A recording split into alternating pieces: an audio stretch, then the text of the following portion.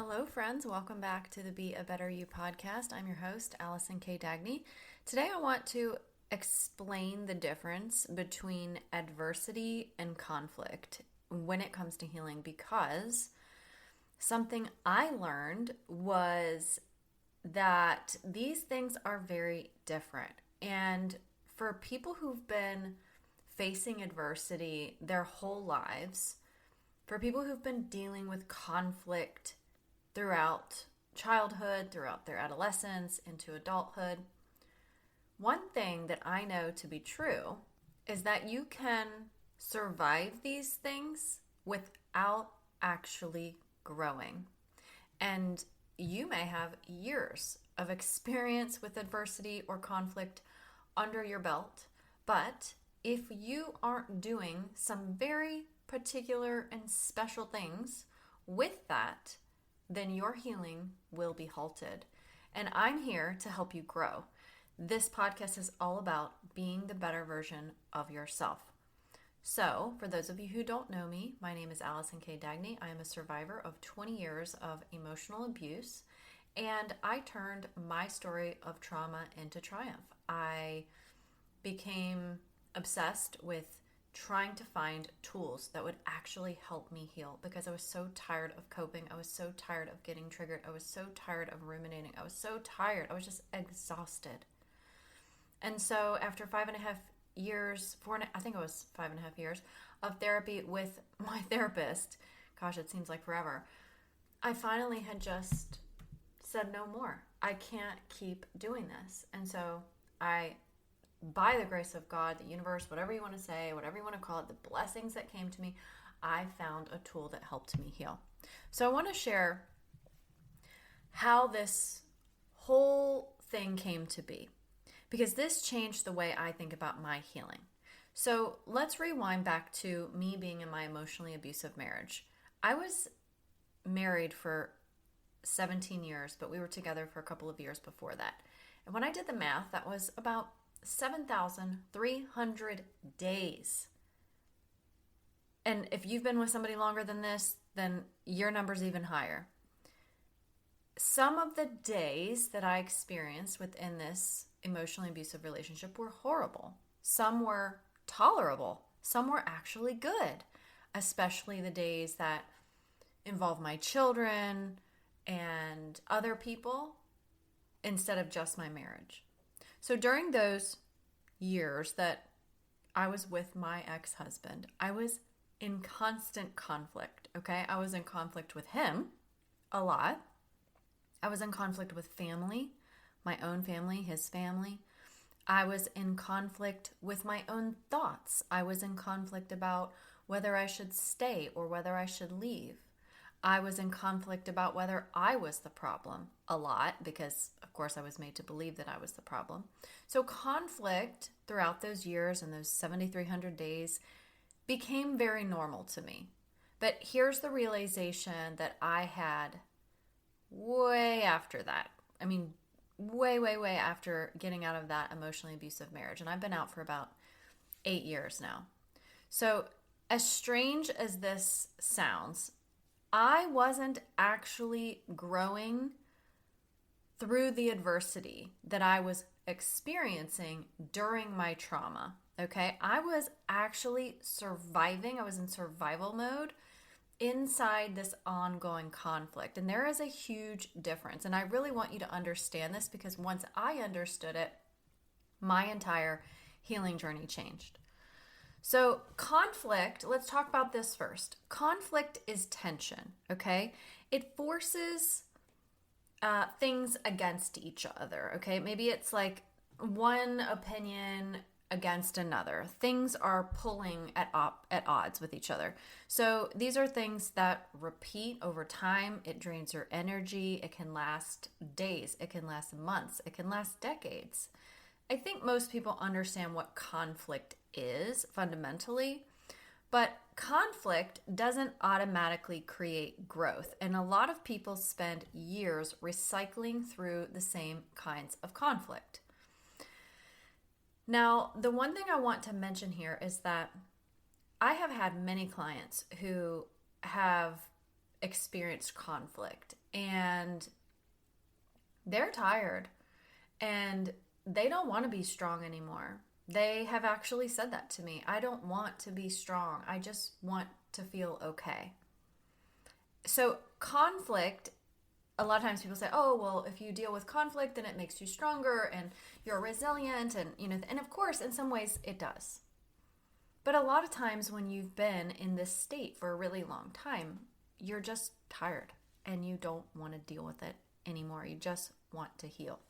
So this tension, these forces pulling against each other, right? You're familiar with that. You've probably had lots of conflict in your life, just like me. But adversity is different. And what adversity is it's a difficult situation or a difficult circumstance that requires adaptation, okay? It's asking something of you. It's requiring you to do something. It's requiring courage.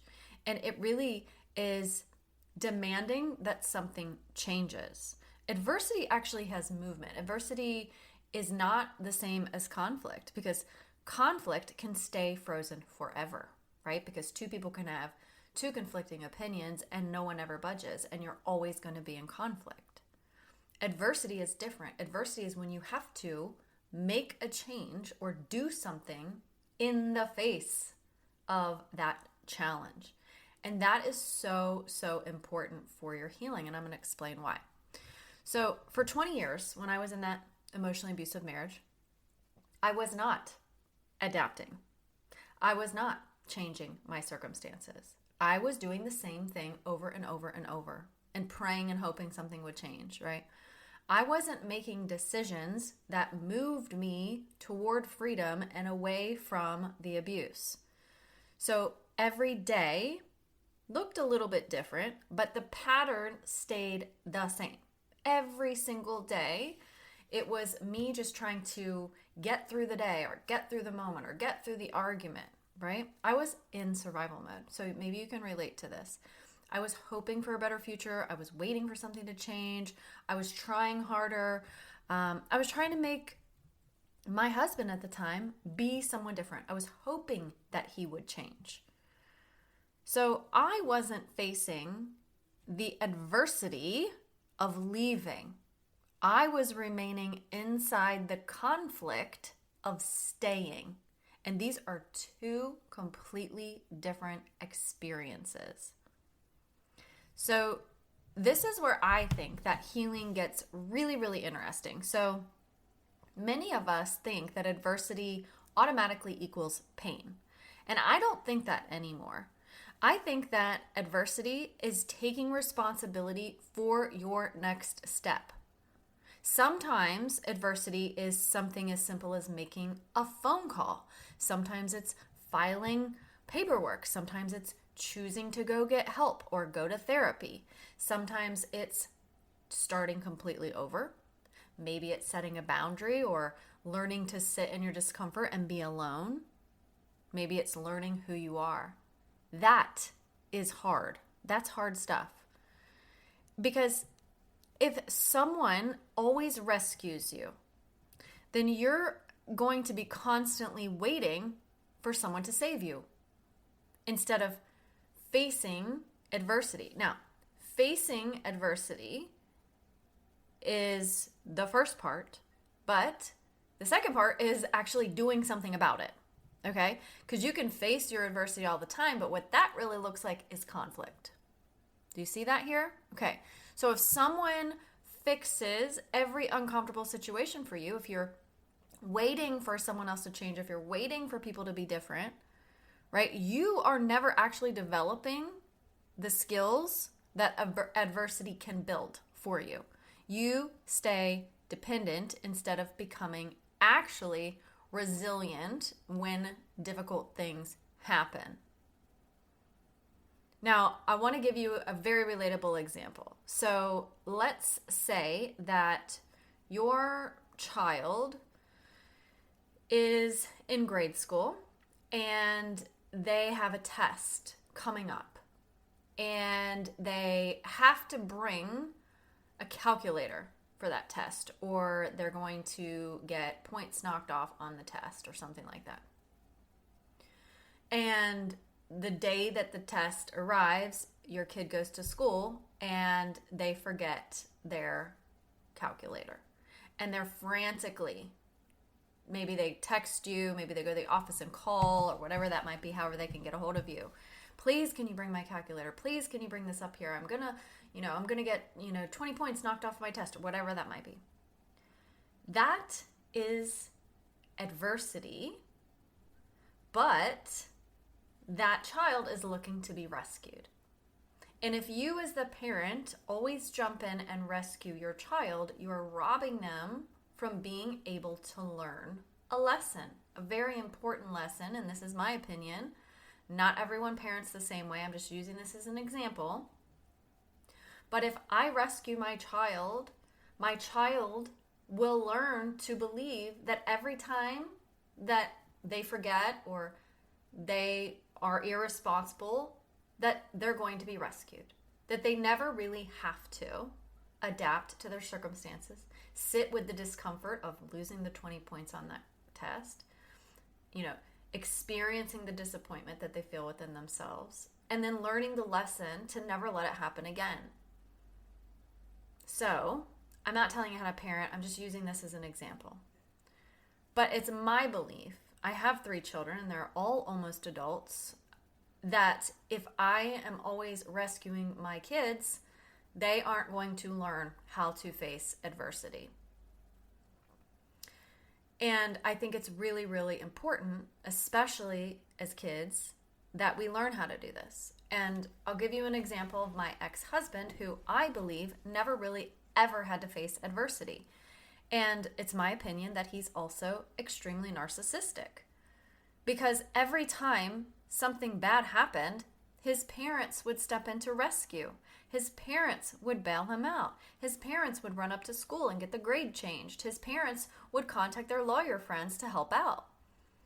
Instead of allowing their young child and then into adulthood grown child face adversity, they were always there to support. And some people are like, oh, well, that's great. Like, their parents are supporting them. Yeah, that is great. Like, I'm not denying that we shouldn't support our children. We absolutely should. But I also think it's important to make sure that we aren't robbing them of opportunities. Because the problem is, if you do not know how to act in the face of diversity, if you do not know how to adapt in the face of adversity, if you do not know how to make decisions in the face of adversity, you will find yourself in very difficult circumstances your whole entire life. Now, I want to connect this to your emotional healing, because I know that's why you're here. This doesn't just apply to leaving a relationship, right? Because like I said in the beginning, I was in the relationship and I had these adverse experiences, but I never really did anything about it. I mean, until I finally did at the end. This applies to all aspects of healing. After you get out of the relationship and you have difficult things happen to you, right? Maybe you're somebody who's spending years replaying old conversations or ruminating. You can't sleep, right? These are things that are adverse experiences that you are dealing with.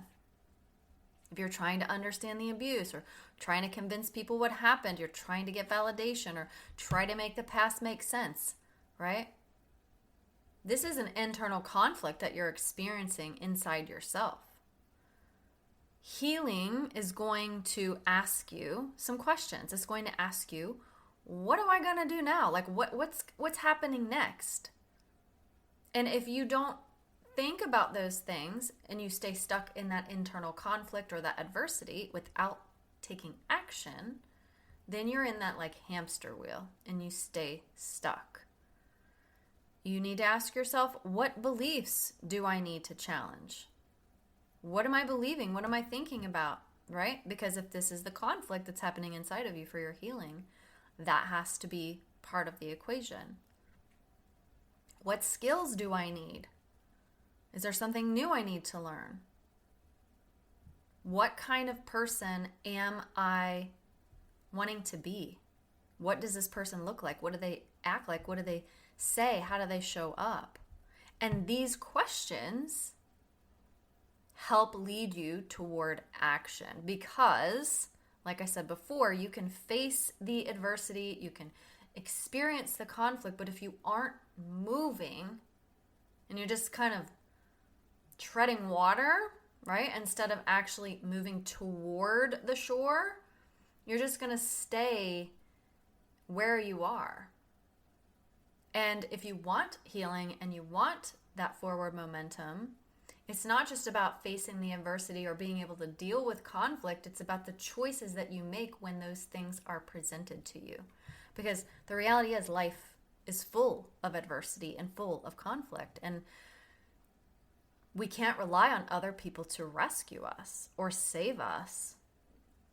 That has to be something that we choose for ourselves.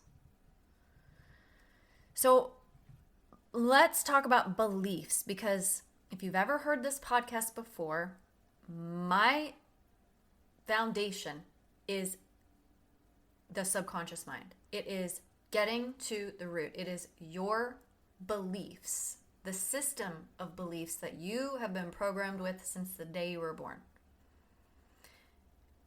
If you are believing things like, well, if my life is hard, then that must mean I'm growing, I'm here to tell you, no, not necessarily. People have hard lives forever. Like, some people go to their grave with just having really difficult lives. They struggle every single day. They're having issues, they're having problems, they're dealing with things, right? You can struggle for 20 years and never change. I've seen it before. I've seen it in my own family. I've seen it in people that I know, struggling without any change. So growth, like your healing, your growth is not measured by how much pain that you can deal with or how much pain that you've endured.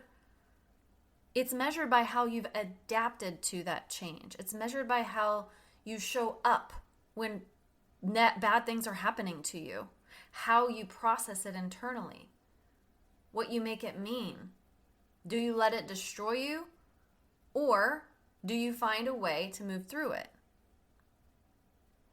Another one that I feel like a lot of people struggle with here, another belief, and you may not realize that you even have these because it's in the subconscious, but I hear these from clients, and I used to think this. Well, if someone rescues me, then things will get better. I just need somebody to help me. I just need somebody to do it for me. I just need somebody to do it with me. I can't do it alone. These are just beliefs. These are not truths, no matter how real it feels to you. You might be like, yeah, I do feel like that. I can't do it by myself. I'm never going to make it alone, right? Believe me, I get it. Okay? Sometimes if someone does support you and help you, you do get better. Things do get easier, right? If you have a really good coach or a really good therapist, right? I'm not saying we don't need people. That I need people to make sure that you don't get that twisted. I'm not saying we don't need people. We are wired for connection. That's a fact, okay? But if you believe deep down inside of you that the only way things are ever going to improve is if somebody comes along and rescues you, then you are going to be sadly disappointed, because there's no guarantee that anybody can rescue you.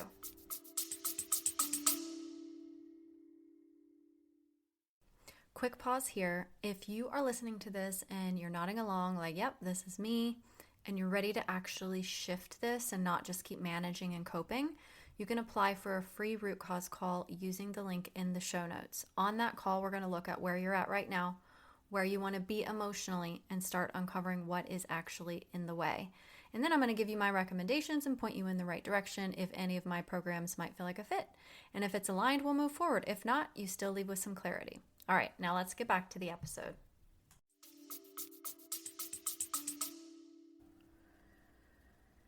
But here's the thing. If you don't ever step up and become the person that's capable of rescuing yourself, what you'll end up doing is recreating situations where you're waiting to be saved again. You will be on this endless loop because remember, the brain wants to be right.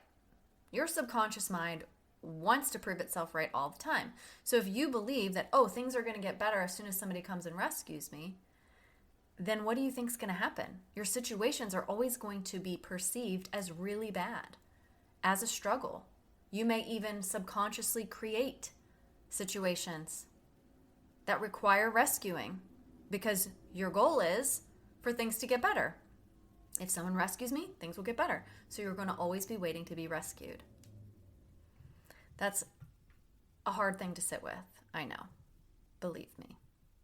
So I want you to understand what type of action needs to take place when adversity is happening, okay? And again, conflict isn't the same thing as adversity. You can be in conflict with someone. It doesn't have to be adversity. Adversity is just when things happen that are a struggle or a challenge, and then you've got to make a choice. So think about like a really good book or movie that you've ever watched. The main character is always, a really good book or a really good movie, is always faced with some sort of adversity. They're faced with a challenge. They have to rise up. They have to choose between this or that. They have to make a decision. So that's life. Art mirrors life. So we are that character in our story, and we get to choose, right? So if you think about like watching your story, if your story was a movie or a book, and you're rooting for that main character to make a choice and face adversity, what would you hope that that character did, right? I can think of someone in my life who I know who has faced adversity but never did anything about it. And if I had to watch that movie or that book about that person's life, I'd be so disappointed. I'd be like, wow, this person literally never did it. They just never did. It's sad, right? It's not really a movie or a book I'd want to watch. I want to watch the hero rise up, right? Now, I'm an author, so I use this analogy because I feel like most people can relate to it. For me, leaving my marriage was not the end of adversity. It was the first step, actually. It was the beginning, because it was the first time that I ever did anything about all the adversity that I'd faced. And now, well, once I left and up until now, I had to learn things that I had never learned before. I do experience things I never experienced before. Things like, and this is where I'm saying what I'm going to tell you what those choices look like when we're deciding to move instead of just feeling the adversity. We're actually, making a choice. How to trust myself. I had to do that. How to make decisions on my own. I had to do that. How to regulate my emotions and uncover my beliefs. I had to learn how to do that. I had to stop needing permission from other people. I had to learn how to tolerate and be okay with uncertainty and actually be comfortable in the discomfort.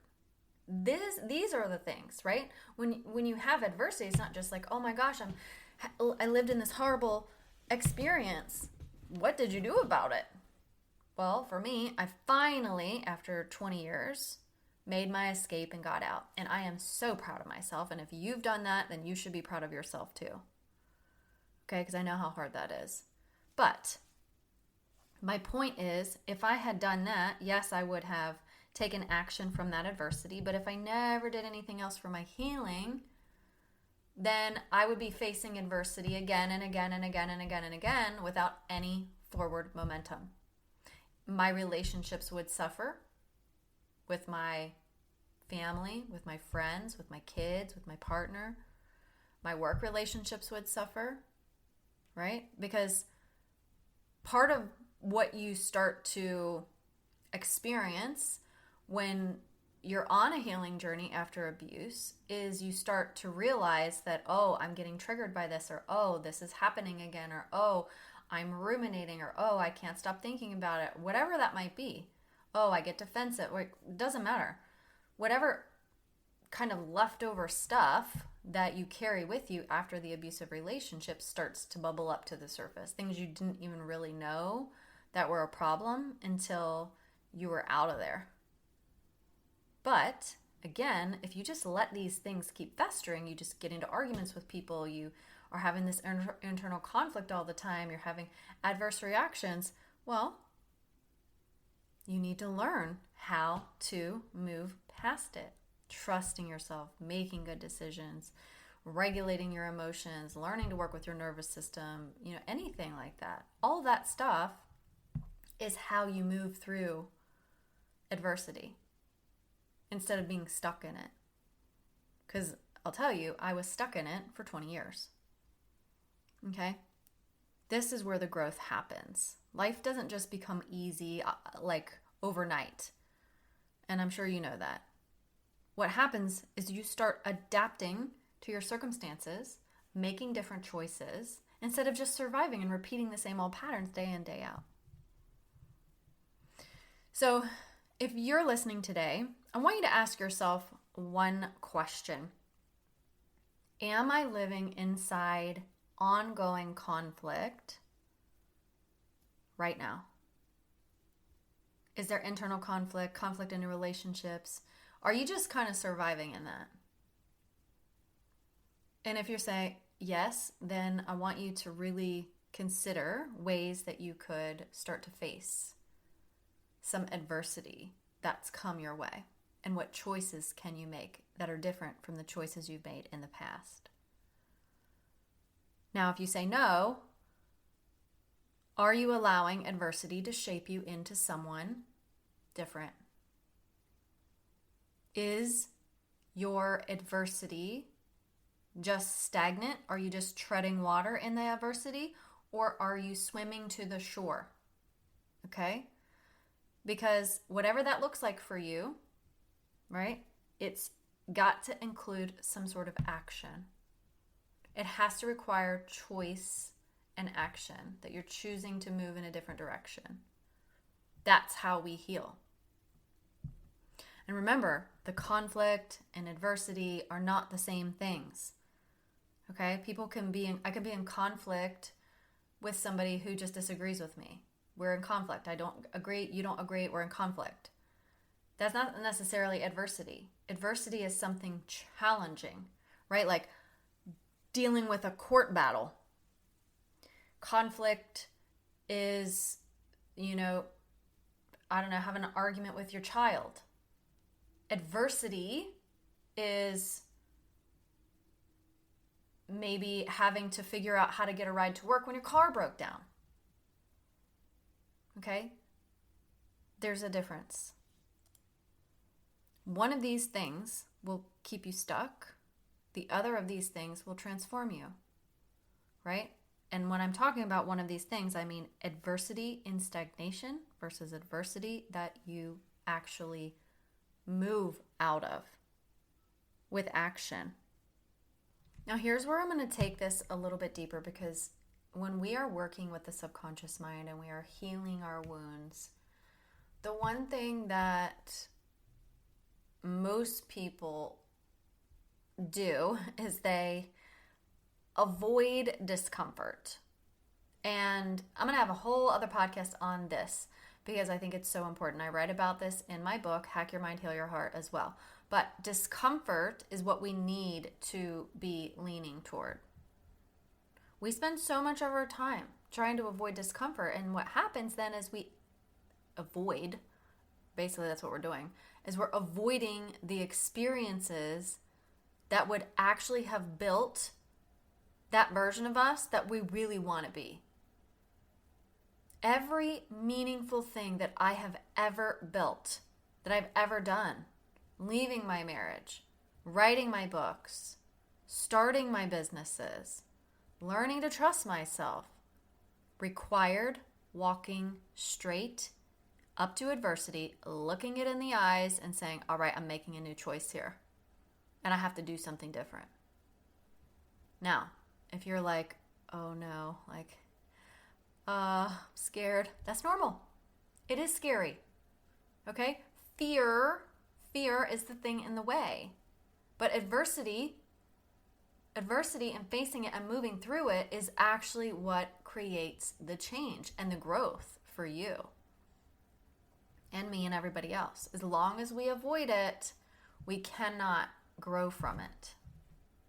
So what you can do here, and this is how I would advise my clients, decide how you want to feel instead, right? You're feeling afraid, I'm feeling fear, massive anxiety thinking about doing something that I am scared to do, right? I'm facing adversity, I don't have anyone to rescue me, I don't know what to do, I'm terrified.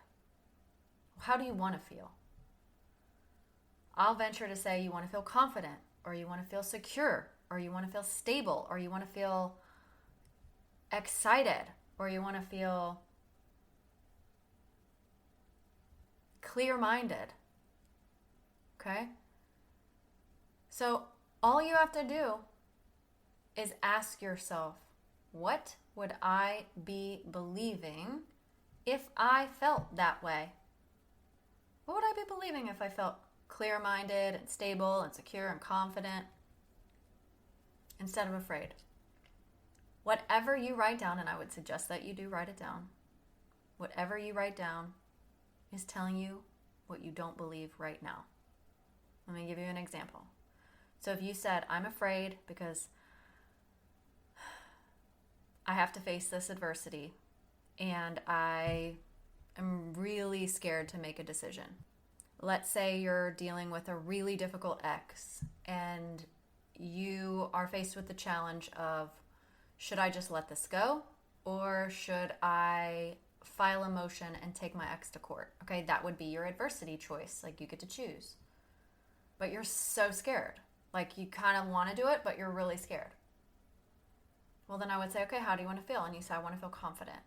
Okay, what are you believing if you're confident? And you would probably say things like, that I can beat my ex in court, that I'm smart enough, that I can handle it, that the judge will see my side. That's just 4 beliefs that I just rattled off in that kind of situation. There's probably 10, 20, 30 more. Okay? All of those things you're not believing now. So you believe, I can't handle it, I won't be able to fight them in court, the judge isn't going to side with me. Those are the negative subconscious beliefs that you're currently carrying. So this is kind of a work backwards way that I help people figure out their subconscious beliefs.